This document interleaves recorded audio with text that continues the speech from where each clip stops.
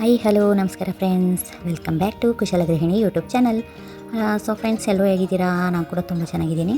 ಇವತ್ತಿನ ವಿಡಿಯೋ ಬಂದು ನಮ್ಮ ಜಮೀನಲ್ಲಿ ಬಸವೇಶ್ವರ ಸ್ವಾಮಿ ದೇವಸ್ಥಾನ ಇದೆ. ಸೊ ಅಲ್ಲಿ ಪರ ಮಾಡೋಣ ಅಂತ ಅಂದ್ಬಿಟ್ಟು ಬಂದಿದ್ದೀವಿ. ಅವರೆಲ್ಲ ಹೊಸ್ದಾಗಿ ನನ್ನ ವೀಡಿಯೋಸ್ನ ನೋಡ್ತಾ ಇದ್ದೀರಾ, ಅವರೆಲ್ಲ ಪ್ಲೀಸ್ ಸಬ್ಸ್ಕ್ರೈಬ್ ಮಾಡಿ, ಸಪೋರ್ಟ್ ಮಾಡಿ. ಸೊ ಹಾಗೇನೇ ವೀಡಿಯೋನ ಸ್ಕಿಪ್ ಮಾಡಿದೆ ಪೂರ್ತಿ ನೋಡಿ.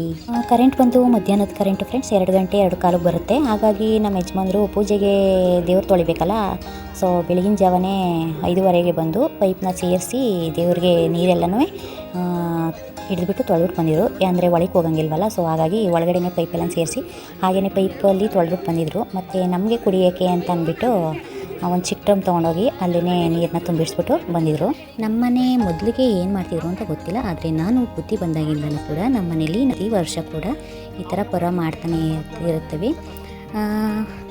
ಏನಪ್ಪ ಅಂತಂದರೆ, ಜಮೀನಲ್ಲಿ ಬೆಳೆ ಮಾಡೋಕ್ಕಿಂತ ಮುಂಚೆನೇ ಬೇಸಿಗೆಲೇ ಮಾಡಿಬಿಡ್ತಿದ್ವಿ ಪೂಜೆನ.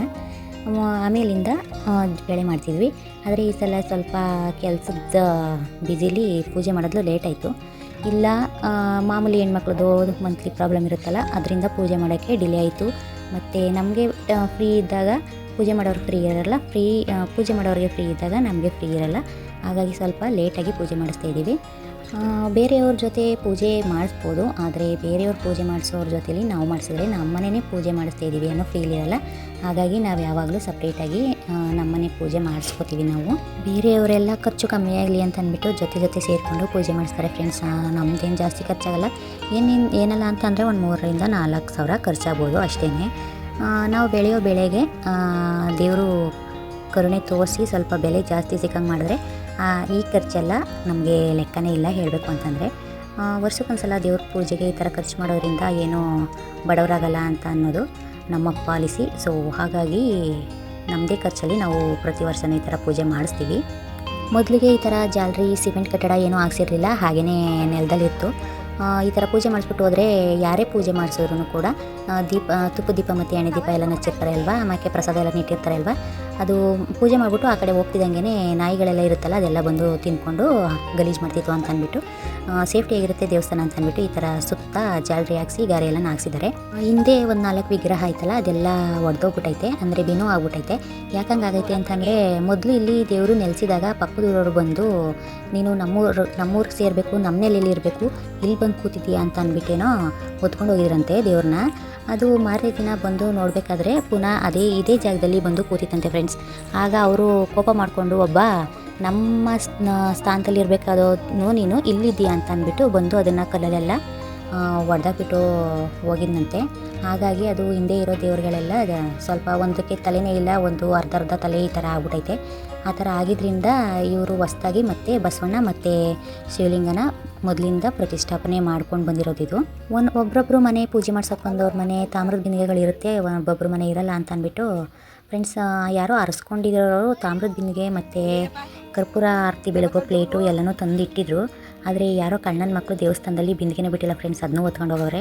ಸೊ ಹಾಗಾಗಿ ಪೂಜೆ ಮಾಡೋರು ಯಾರೇ ಬಂದರೂ ಮನೆಯಿಂದ ತರಬೇಕು. ಇವಾಗ ಇಲ್ಲೂ ಕೂಡ ಅರ್ಕೆ ಮಾಡ್ಕೊಳ್ಳೋರು ಮಾಡ್ಕೋಬೋದು, ಮತ್ತು ವರ ಕೇಳೋರು ಕೇಳ್ಬೋದು ಫ್ರೆಂಡ್ಸ್. ಒಂದೊಂದ್ಸಲ ವರ ಆಗುತ್ತೆ, ಒಂದೊಂದ್ಸಲ ವರ ಆಗಲ್ಲ. ನನ್ನ ಮಗ ಹುಟ್ಟಬೇಕು ಅಂತ ಅಂದ್ಬಿಟ್ಟು ನಮ್ಮ ಅಮ್ಮನ ಏನೋ ಅರ್ಸ್ಕೊಂಡಿದ್ರು ಅಂತ ಅಂದ್ಬಿಟ್ಟು ನನ್ನ ಮಗ ಹುಟ್ಟಿದ ಮೇಲೆ ಇಲ್ಲಿ ಕಜಾಯಿದು ಊಟ ಮಾಡಿ ಎಲ್ರಿಗೂ ಕೂಡ ಬಡಿಸಿದ್ವಿ. ಪೂಜೆ ಮಾಡಿಸ್ಬಿಟ್ಟು ಎಲ್ಲನೂ ಪ್ರಸಾದ ನಾವೇ ತಿನ್ಕೊಂಬರೋಕ್ಕಾಗುತ್ತೆ. ಅದಕ್ಕೆ ಏನು ಮಾಡ್ತೀವಿ ಅಂತಂದರೆ, ಪೂಜೆಗೆ ಹೊರಟಿರ್ತೀವಲ್ಲ ಆವಾಗಲೇ ದೇವಸ್ಥಾನ ಹತ್ರ ಸಾಮಾನೆಲ್ಲ ಇಟ್ಬಿಟ್ಟು ನಮ್ಮಮ್ಮ ಹೋಗಿ ಅಲ್ಲಿ ಅಕ್ಕಪಕ್ಕ ಮನೆಗಳಿರುತ್ತಲ್ಲ ಅಲ್ಲೆಲ್ಲರನ್ನೂ ಕರೆದ್ಬಿಟ್ಟು ಬರ್ತದೆ. ಅವರೆಲ್ಲರೂ ಕೂಡ ಬಂದು ಪೂಜೆ ಮಾಡಿಸ್ಕೊಂಡು ಪ್ರಸಾದ ತಿನ್ಕೊಂಡು ಹೋಗ್ತಾರೆ ಫ್ರೆಂಡ್ಸ್. ಅವತ್ತು ಏನಾದ್ರು ಜನ ಕಮ್ಮಿ ಬಂದರು ಅಂತಂದರೆ, ನಾವು ಮಾಡಿರೋ ಪ್ರಸಾದ ಜಾಸ್ತಿ ಇತ್ತು ಅಂದರೆ ಅವರು ಕೂಡ ಮನೆಗೆ ಇಸ್ಕೊಂಡು ಹೋಗ್ತಾರೆ. ಇಲ್ಲ ಸರಿ ಆಯಿತು ಅಂತಂದರೆ ಅಲ್ಲಿಗೆ ಲಾಸ್ಟ್ ಮಾಡ್ಬಿಟ್ಟು ಬರ್ತೀವಿ ಮನೆಗೆ ಒಂದು ಸ್ವಲ್ಪ ತಗೊಂಡು. ಅಲ್ಲಿ ಜಮೀನು ಹತ್ರ ಕೆಲಸ ಮಾಡೋರು ಮತ್ತು ಹೋಗೋರು ಬರೋರು ಎಲ್ಲರೂ ಕರೆದ್ರೂ ಕೂಡ ಬಂದು ಪ್ರಸಾದನ ಬೇಡ ಅಂತ ಅನ್ನೋದಿಲ್ಲ, ಎಲ್ಲರೂ ತಿನ್ಕೊಂಡು ಹೋಗ್ತಾರೆ. ಅವರೆಲ್ಲರೂ ಕೂಡ ಪ್ರಸಾದನ ತೊಗೊಂಡೋಗಿ ಇನ್ನೂ ಮಿಕ್ತು ಅಂತಂದರೆ ನಮ್ಮನೆ ಹತ್ರ ಬಂದು ನಮ್ಮ ಅಕ್ಕಪಕ್ಕ ಮನೆಗಳಿಗೆ ಕೊಟ್ಬಿಡ್ತೀವಿ. ದೇವ್ರ ಪ್ರಸಾದ ಯಾರೂ ಬೇಡ ಅಂತ ಹೇಳೋದೇ ಇಲ್ಲ. ಅಕಸ್ಮಾತ್ ಏನಾದರೂ ನಾನ್ ವೆಜ್ಜು ಈ ಥರ ಏನಾದರೂ ತಿಂದಿದ್ರೆ ಮಾತ್ರ ಅವರು ತಿನ್ನೋದಿಲ್ಲ, ಹಾಗೆ ಹೋಗ್ತಾರೆ, ಬೇಡ ನಾವು ಸಿಂಡೂಟ ಮಾಡಿದ್ದೀವಿ ಅಂತ ಅಂದ್ಬಿಟ್ಟು. ಸೊ ಇವಾಗ ಪೂಜೆ ಎಲ್ಲ ಆಯಿತು ಫ್ರೆಂಡ್ಸ್. ಪೂಜೆ ಎಲ್ಲ ಮುಗಿಸ್ಕೊಂಡು ಮನೆ ಹತ್ರ ಬಂದ್ವಿ. ಮನೆ ಹತ್ರ ಬಂದು ನೋಡಿದ್ವಿ, ಇನ್ನೂ ಟೈಮ್ ಕೂಡ ಇನ್ನೂ ಒಂದು 3 ಗಂಟೆ ಟೈಮ್ ಇತ್ತು. ಮತ್ತು ಹಿಂದಿನ ದಿನ ಸ್ವಲ್ಪ ಹೊಗೆ ಸಸಿ ಹಾಕೋಕ್ಕೆ ಒಬ್ಬರು ಲೇಬರ್ನ ಕರ್ಕೊಂಡು ಹೊಗೆ ಸಸಿ ಹಾಕಿದ್ವಿ. ಟೈಮು ಇತ್ತು, ಮತ್ತು ನೀರು ಕೂಡ ಬೋರ್ ಲೈನು ಇನ್ನೂ ಕರೆಂಟ್ ಹೋಗಿರಲಿಲ್ಲ. ಸೊ ಹಾಗಾಗಿ ಇನ್ನು ಉಳ್ಕೆದನ್ನು ಇಟ್ಬಿಟ್ಟು ಬಂದ್ಬಿಡೋಣ ಅಂತ ಅಂದ್ಬಿಟ್ಟು ಬಂದಿದ್ದೀವಿ. ನಮ್ಮ ಕಡೆ ಹೊಗೆ ಸಸಿ ಸ್ವಲ್ಪ ಈ ಸಲ ಎಲ್ಲರೂ ಕೂಡ ಕಮ್ಮಿನೇ ಆಗ್ತಿದ್ದಾರೆ. ಯಾಕೆಂದರೆ ಒಂದು ಬ್ಯಾರಮ್ಗೆ ಇಷ್ಟೇ ಸೊಪ್ಪು ಬಿಡಬೇಕು ಅಂತ ಅಂದ್ಬಿಟ್ಟು ರೂಲ್ಸ್ ಮಾಡಿದ್ದಾರೆ ಫ್ರೆಂಡ್ಸ್. ಈ ವರ್ಷ ಸ್ವಲ್ಪ ಜಗಳ ಆಯಿತು ಅಂತ ಅಂದ್ಬಿಟ್ಟು. ಸೊ ಇವಾಗ ಹೊಗೆ ಸಸಿ ಎಲ್ಲ ನೆಟ್ಟಾಯಿತು. ನಮ್ಮಮ್ಮ ಇವಾಗ ಮನೆ ಕಡೆ ಹೊರಟರು ಹಾಲು ಕರಿಬೇಕು ಅಂತ ಅಂದ್ಬಿಟ್ಟು. ಸೊ ನಾವು ಟ್ರೈಗಳೆಲ್ಲನೂ ನಿಧಾನಕ್ಕೆ ತುಂಬ್ಕೊಂಡು ಹೋಗೋಣ ಅಂತ ಅಂದ್ಬಿಟ್ಟು ಎಲ್ಲ ಟ್ರೈಗಳೆಲ್ಲ ನಿಲ್ತಾ ಇದ್ವಿ. ಅಷ್ಟರಲ್ಲಿ ಹಕ್ಕಿಗಳೆಲ್ಲ ಪಕ್ಕದ ಗದ್ದೆಯಲ್ಲಿ ಕಿರ್ಚಾಡ್ತಿದ್ದೋ. ಏನಪ್ಪ ಅಂತ ನೋಡಬೇಕಾದ್ರೆ ಪಕ್ಕದ ಗದ್ದೆಯಿಂದ ಒಂದು ಹಾವು ನಮ್ಮ ಗದ್ದೆ ಕಡೆನೇ ಬರ್ತಾಯಿತ್ತು. ಸೊ ಬನ್ನಿ ಫ್ರೆಂಡ್ಸ್ ತೋರಿಸ್ತೀನಿ ಅದನ್ನ.